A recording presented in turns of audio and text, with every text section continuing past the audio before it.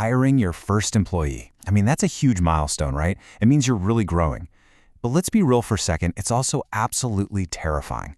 It almost always brings this huge wave of financial anxiety right along with it. And that's really the question every small business owner has to face. That first hire, it just feels like this massive gamble. Is this the move that's going to unlock a whole new level of growth? Or are you about to kick off a financial nightmare? You know, that anxiety is so real, especially if you're a solopreneur. And why is that? Well, because that very first person you bring on board more than doubles your wage bill in an instant. All of a sudden, the pressure to grow revenue isn't just some goal on a whiteboard, it's an immediate, critical, we have to do this now kind of necessity. So, what we're going to do here is give you a clear, structured way to trade in that shaky feeling of, yeah, I think we can afford this, for the rock-solid confidence of saying, I know exactly what this hire is going to cost, and I know exactly what we need to earn to make this a massive success. Okay, but before we jump into any of the math, we have to ask the most important question of all. Do you actually need to hire someone right now? It's time to pump the brakes for a second and do a quick reality check. Let's look at 3 really powerful alternatives. First up, eliminate. Seriously, are there tasks you're doing right now that just don't add real value to your business? Can you just stop doing them? Second, automate. Could a piece of software or a smarter process handle the work instead? And third, outsource. Maybe what you really need is a contractor or an agency who can just handle this one specific thing. And trust me, really thinking through these 3 can save you a fortune and a whole lot of stress. All right, so you've done the reality check, you've looked at the alternatives, and you've decided, yes, a hire is absolutely necessary. Great. The next big decision, and this one is critical, is figuring out who to hire by choosing between 2 fundamentally different types of roles. A fantastic way to think about this is the fuel versus oil analogy. Imagine your business is an engine. A revenue generator, that's your fuel. They're the ones who directly push the accelerator and drive top-line growth. Administrative support, on the other hand, they're the oil. They don't make the car go faster directly, but they reduce all the friction and keep that engine from seizing up. Both are vital, but you have to know which one your engine is crying out for right now. So how do you decide? Well, it all comes down to your biggest bottleneck. It's actually pretty simple. If you're looking at your business and you have more leads and opportunities than you can possibly handle, you are desperate for a revenue generator.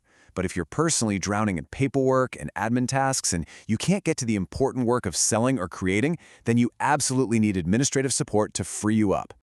Now for the fun part, the numbers. I know, but this is where we're going to take all that financial fog and turn it into crystal clear clarity. This is where we figure out the exact target you need to hit. First things first, you have to get your head around this concept, total cost of employment, or TCE.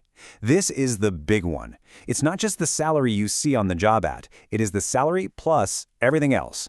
Benefits, insurance, retirement contributions, software licenses, a new laptop, you name it. This is the real number you're on the hook for. And this table here breaks it down perfectly.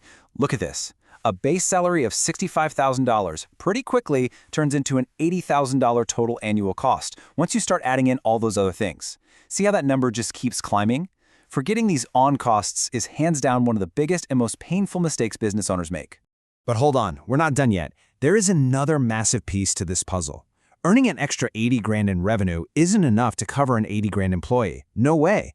You have to earn enough revenue so that you have 80 grand left over after paying for the costs of actually delivering your product or service. And this, my friends, is where gross margin comes into play. And here it is, the simple but oh so powerful formula that's going to turn all that anxiety into pure confidence. Your required revenue is the total cost of employment divided by your gross margin percentage. That's it. That's the magic number. That is the exact target you need to aim for. And this chart just brings it all home. Look at that.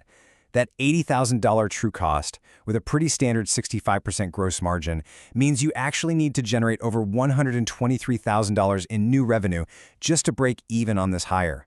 Look at that jump. Knowing this number changes everything.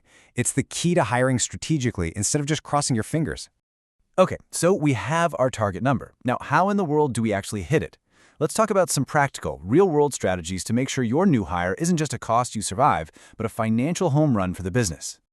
Here is a powerful rule of thumb that you absolutely have to remember. Write this down. For a hire to be truly profitable, they should be able to generate at least 3 times their total cost of employment in new gross profit. This isn't just about breaking even anymore. This is about driving real, sustainable growth. So you might be asking, why 3x? Where does that number come from? Well, think of it this way. The first X covers their own salary and direct costs. The second X covers their share of the business's overhead, things like rent, utilities, all that stuff. And that third X, that, my friend, is pure profit for the business. That's the good stuff. That's the growth. So right before you're about to make that offer, just run these 2 quick final checks. First, the multiplication check. Can this person, this role, realistically generate 3 times their TCE in new gross profit? And second, the opportunity cost check. If you're hiring an admin person, will they free you up enough for you to go out and generate way more in new business than what their salary costs? If you can get a confident yes to either of those, you're on a really good track. Look, it always takes time for a new person to get up to speed. To manage that initial cash crunch, here are 2 really smart moves. First, build a cash buffer. Seriously, aim to have at least 2 months of their salary just sitting in the bank before they even start. And second, think about starting them part-time. This lets you ease into that full-time cost as your revenue grows to support them. It's a great way to scale up safely. You see what we've done here? We've completely reframed the whole process. We've moved away from this defensive, scared mindset of just trying to survive the cost of a new hire, and we've shifted to a proactive, strategic one. You're no longer just adding an expense line to your P&L. You're making a calculated investment designed to fuel real, sustainable growth. So I'm going to leave you with this one final thought to chew on. As you plan your next move, are you thinking about your next hire as just another cost that needs to be managed and minimized? Or are you seeing them as a strategic investment that needs to be maximized for growth? Because the difference in that mindset, well, that's everything.